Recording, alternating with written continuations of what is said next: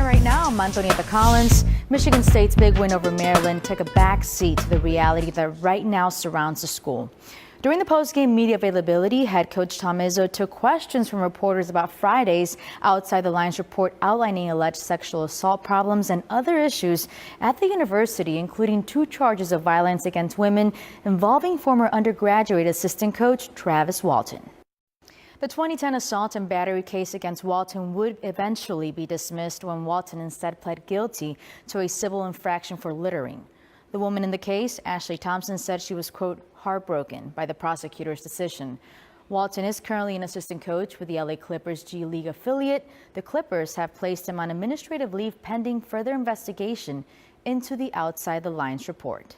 The Cavaliers won their second straight game Sunday, first back-to-back victory since December for Cleveland. Ty Lue still crafting his lineup against Detroit. Kevin Love rejoined the Patriots quarterback Tom Brady cut short his weekly interview this morning on sports radio WEEI, saying he was disappointed that one of the station's hosts, Alex Reamer, had made disparaging remarks about his 5-year-old daughter when discussing the Tom vs. Time documentary.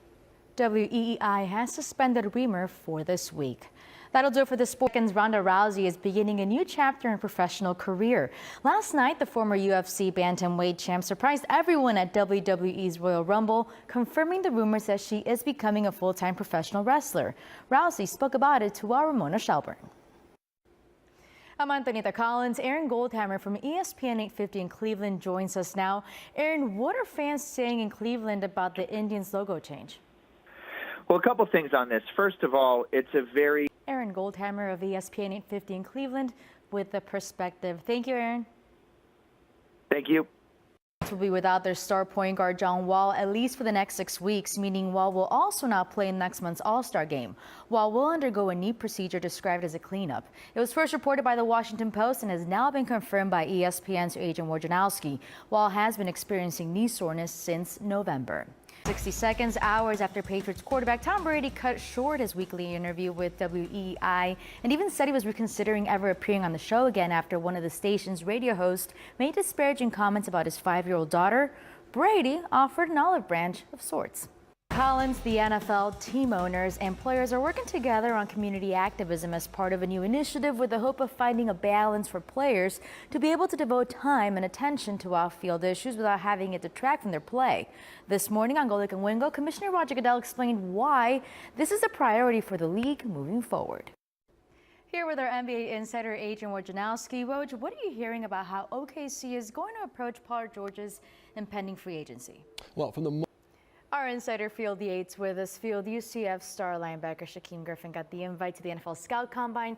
What's the buzz around the league of him? Yeah, first of all, good news that the NFL Scouting Combine invited Shaquem Griffin to the event. He is a player that's one of the best in the country, and it's going to be drafted. Without a doubt, one of the most inspirational stories out of college football this season. Now headed to Indianapolis for the Combine. Field Yates with the insight. Just a moment, Warriors and Jazz from Utah last night, where Golden State's head coach Steve Kerr did not hold back after the game, saying only one team showed up, and it wasn't his. Collins, looks like the Cavaliers will continue to adjust their lineup with all-star power forward Kevin Love out 6 to 8 weeks with a broken hand. The injury happened last night. Just a moment, the Cavs roller coaster ride continues. They've lost 11 of their last 16 games. However, that was LeBron James' least concern last night after finding out that Kevin Love will likely miss 6 to 8 weeks because of a fractured left hand. I'm Antonietta Collins. If you thought James Harden was starting to lose his lead in the MVP race, think again. Last night in the Rockets' win over the Magic, the Beard did something that has never been done. Harden recorded the Collins. Believe it or not, the prevailing topic surrounding Tom Brady right now is how much longer until he hangs up the cleats. Patriots president Jonathan Kraft said in an interview with NFL Network that Brady will be given the liberty to decide when he retires.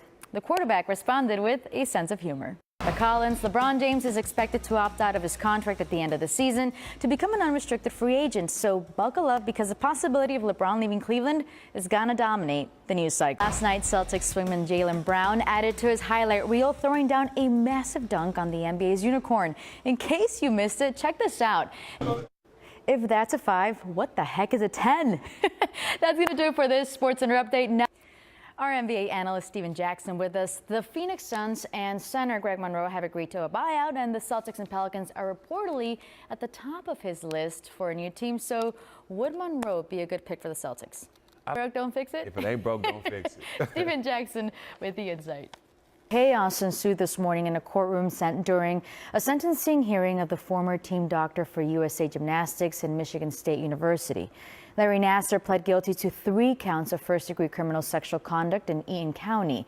Like his previous sentencing hearing earlier this month in a different Michigan county, young women who say they were abused by Nassar are being allowed to give victim statements. This morning, the father of 2 girls who had already spoken brought the proceedings to a shocking halt.